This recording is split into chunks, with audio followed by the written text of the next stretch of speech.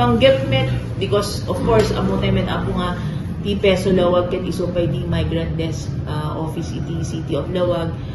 Kalkalpas nilang nga nag-MDO Congress ijay Sambales a few weeks ago.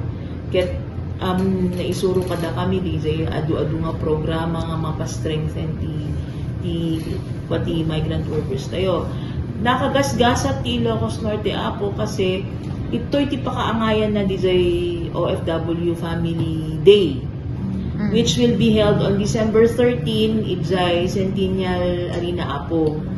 Yes, so amin nga OFW Association in Ilocos Norte naikanda ti parang 10 slots nga mangipadala ti members da kapnon makapag-join makapag-join da iti DJ nga OFW Day apo. Ket the activities of course may ni RD tayo ni Regional Director Gerardo Sirimorin, the RD of OWA.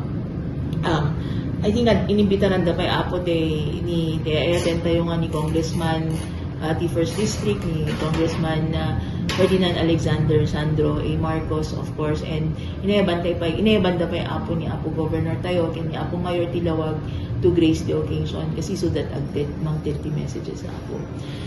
Naragsak ti deti nga celebration apo aglalo ket deti family welfare officer tayo iti OWA iti province of Ilocos Norte ket naka upbeat nga tao apo. So nga da kammet nga MDO maengganyo kammet nga makipagpartisipa talaga apo. So kadagitay OFWs tayo apo sapay kumata and their families sapay kumaaket no adan to the day may kang kayo invitation nga maki-join ka di ket umay kayo apo.